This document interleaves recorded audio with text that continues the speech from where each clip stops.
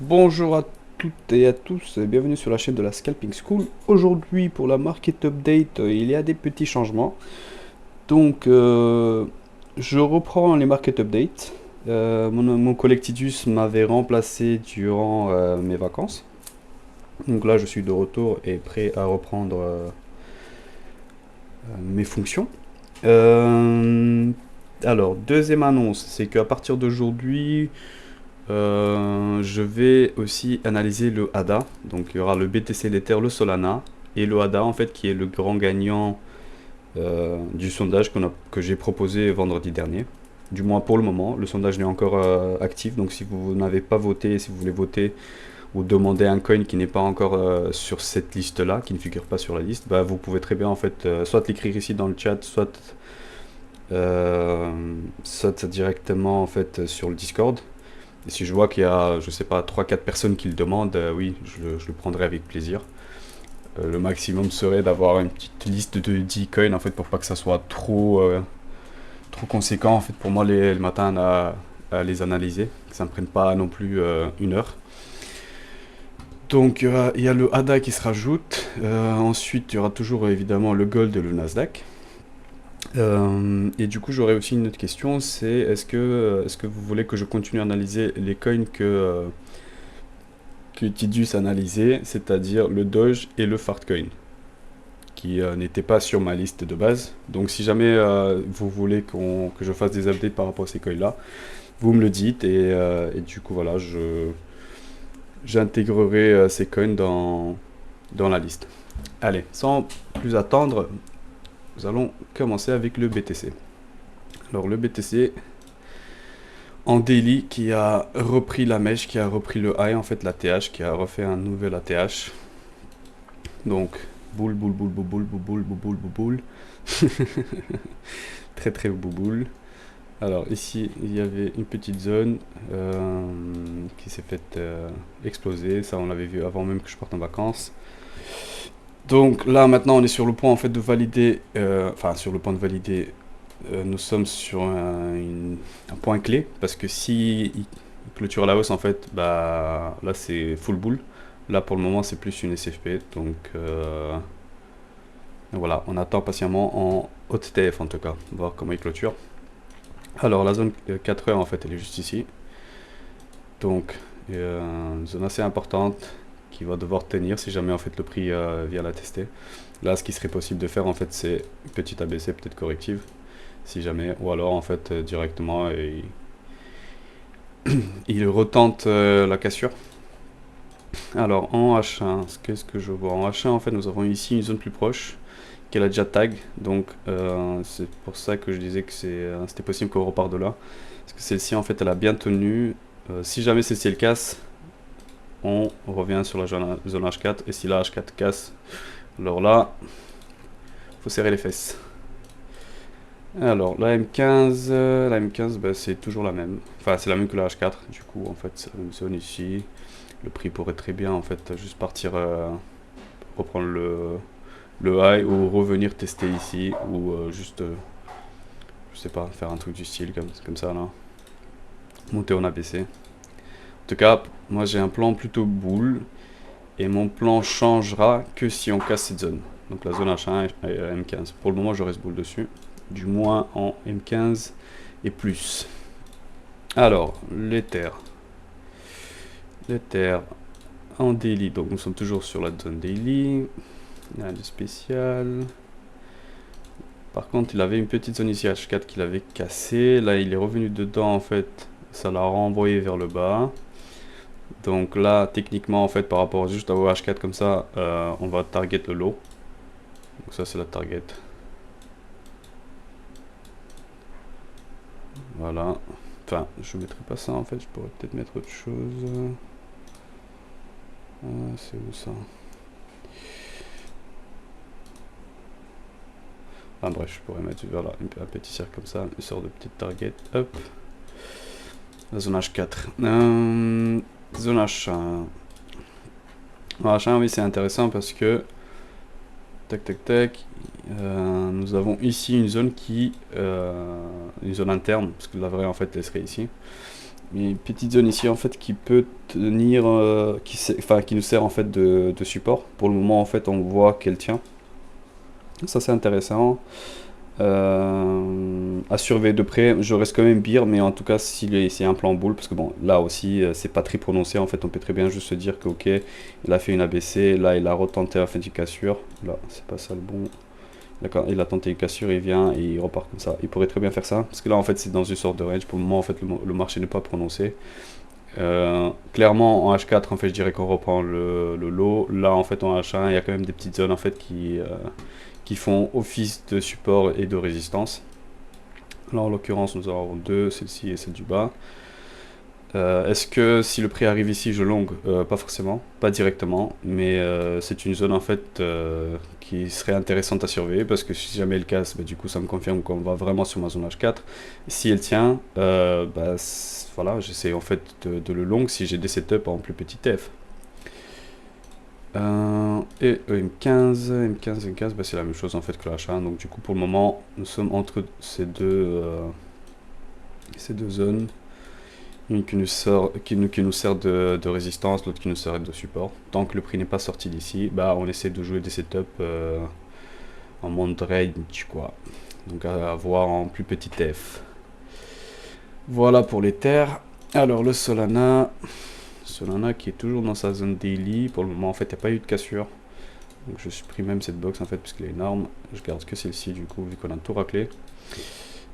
Zone daily, pour le moment en fait lui, tout comme les terres en fait ils sont pas prononcés, enfin même le BTC. Mais bon, BTC au moins il a refait un ATH.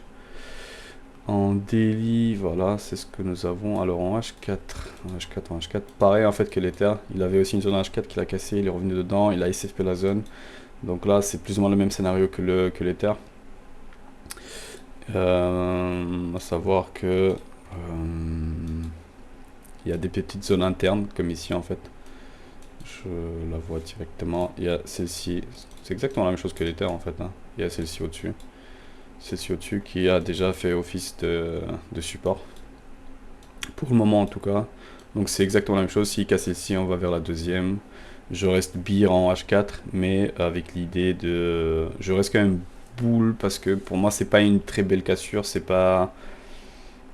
comment dire, techniquement en fait on est beer, mais sachant que il a il a fait une ABC, enfin ils ont tous les deux fait des ABC, et que pour le moment on est dans une sorte de range, sachant que c'est pas prononcé, je reste méfiant et j'observe en fait ce que le marché me donne. C'est pas parce qu'il arrive ici que je vais short les yeux fermés, c'est pas parce qu'il arrive ici que je vais long les yeux fermés encore une fois. C'est juste des zones en fait qui sont intéressantes à surveiller. Et en M15 évidemment, oui, c'est la petite zone ici. Petite zone ici en fait, qui est passée boule. Donc là, encore une fois, c'est une zone intéressante à surveiller. Voilà pour le Solana. Alors, le fameux ADA, qui lui a des structures intéressantes quand même, un peu atypiques, enfin différentes des autres, mais intéressantes quand même. La zone daily de longue, elle est tout ici en bas. Donc pour le moment, nous sommes boule, full boule en daily en tout cas. En H4, nous avons une petite résistance ici, une zone qui a bien tenu. Donc pour le moment, tant qu'on ne casse pas celle-ci, on peut descendre, peut continuer à descendre en fait, du moins jusqu'à la zone daily. Si on casse celle-ci, on saura en fait qu'on monte. Donc pour le moment, en fait, on est entre deux grandes zones géantes, de la daily et la H4. En H1, ça c'est plutôt de l'interne, parce que sinon la vraie zone H1 c'est la même en fait que la H4, mais pour avoir des petites zones en fait plus proches, c'est à peu près comme les autres en fait, à savoir qu'il y a eu une cassure. Là maintenant en fait on est revenu ici dans cette zone, ça a renvoyé le prix. Cette zone elle a tenu, elle a fait office de support, donc là en fait je m'attends à ce qu'on aille chercher potentiellement encore une fois cette zone et peut-être aller plus haut. Si on n'y arrive pas, qu'on est renvoyé, j'essaierai de shorter en fait jusqu'ici. minimum et puis après laisser courir si jamais en fait on casse. Donc voilà, faut avoir les deux plans, plan boule, plan bière. Moi je vous donne les zones. Maintenant chacun il fait ce qu'il veut. Et en M15 pareil, je vois une petite zone ici, ça c'est la plus intéressante. Il y a aussi une autre zone, mais c'est plutôt de l'interne que je vais pas mettre parce que ça sert à rien. Mais en M15 c'est ce que je vois. Ici clairement je vois aussi qu'il y a une petite zone, ça c'est de l'interne encore une fois, une petite zone ici en fait, ça c'est du M5 sûrement. Je vous la donne quand même, c'est gratuit. Mais c'est sûr que c'est pas aussi résistant qu'une M15 en tout cas. Donc voilà pour le Hada. Allons voir le Golden. Golden qui réagissait plutôt pas mal en fait avant que je parte en vacances. Alors la H4. Donc on avait vu, il avait fait une petite H4 ici. Il avait rebondi dedans. Finalement il avait repris le lot.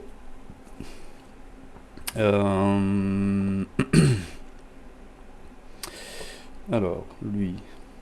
Ce qui est intéressant c'est que... Ok, là c'est comme ça. Ah oui, j'avais noté la H1 ici, ok. Parce que sur le gold, je dirais que il y a des fortes chances qu'on aille chercher la daily quand même. Hein. Quand je vois ça comme ça, là, le marché comme ça, là, je me dis on a quand même des fortes chances d'aller chercher la daily. Pourquoi? Parce qu'on a cassé ici la H4, on est remonté, on a repris de la liquidité, là on a refait un plus bas en fait. Donc là pour moi, certes il y a des zones en fait à casser avant, mais s'il les casse, c'est tout droit vers la daily. Bon, on va voir les zones ensemble. Je vais faire une bêtise, j'allais tout supprimer. Parce que oui, certes, il y a cette box-ci, il y a également celle-ci qui est là. Et non, je la mettrai quand même en H1. Et également celle-ci, ici, que je vais agrandir, hop. Donc voilà, là nous sommes entre pas mal de box.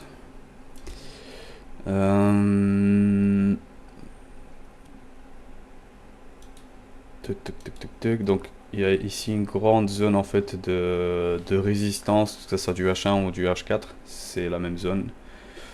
Ici on a une petite zone de support, si celle-ci elle casse, si le prix vient et fait ça,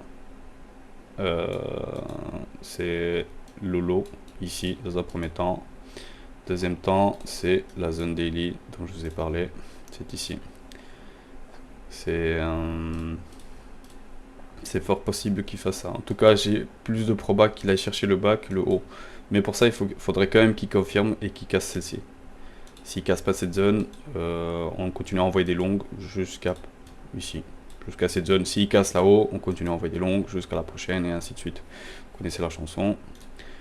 On n'est pas devin. On se base sur nos zones. Si elles cassent, on sait comment réagir et voilà, on s'adapte. Mais en tout cas, plutôt beer sur le gold, du moins en haute TF. M15, mais c'est la même chose, sauf que oui, il y a aussi une petite zone ici en interne. Pour le moment, on voit qu'elle tient. Bah, c'est assez précoce de dire qu'elle tient, mais en tout cas, il y a quand même une réaction dessus. Donc là, potentiellement, on a juste fait une ABC, on est revenu là, et peut-être qu'on va repartir. Donc si on voit qu'elle nous donne des beaux setups, cette zone, et qu'elle tient, on peut très bien en fait se placer en longue, essayer en fait de retarget le high, et peut-être la zone H1 au-dessus là, dont je vous ai parlé, ici, hop.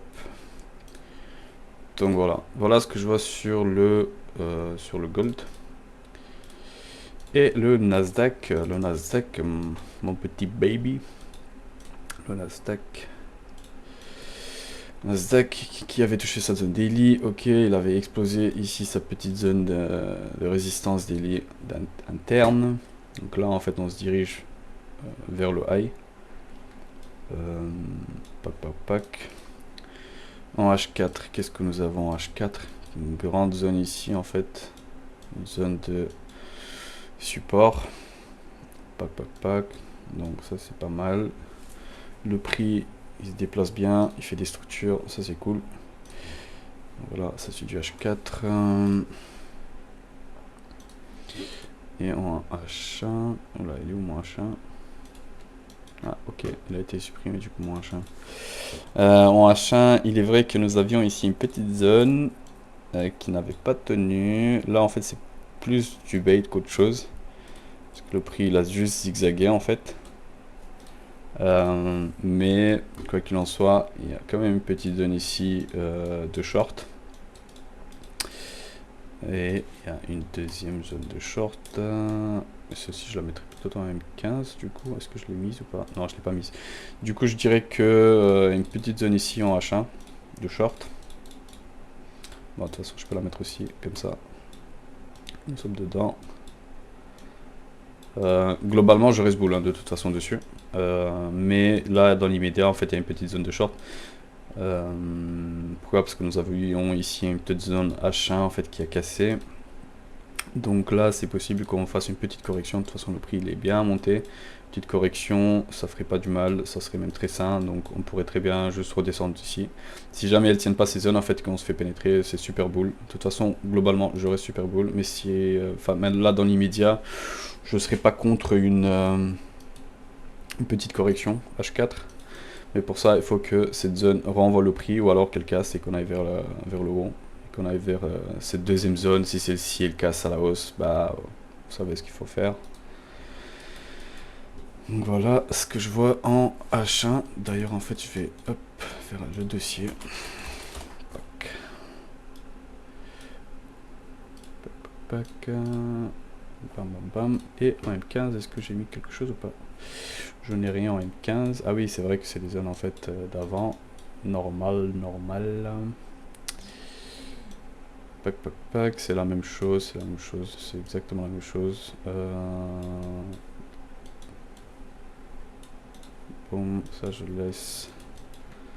Donc là dans Nvidia, ce que nous avons, c'est les deux zones, pareil que en H1, c'est la même chose. De toute façon, le M15 c'est souvent en fait, il est très similaire au H1. Donc voilà ce que je vois dessus pour le moment sur le Nasdaq. Voilà, en tout cas c'est tout pour moi. Je vous remercie pour votre attention, pour votre fidélité, pour votre temps. N'oubliez pas que vous pouvez encore voter si jamais vous voulez que j'analyse d'autres coins, d'autres actifs. Je vous invite à rejoindre notre serveur Discord si ce n'est pas fait. Et je vous invite également à venir nous voir en live sur Twitch. Vous avez tous les liens ici dans la description de la vidéo. Allez, je vous remercie, je vous souhaite une bonne journée, faites attention à vous et à demain. Allez, ciao ciao tout le monde.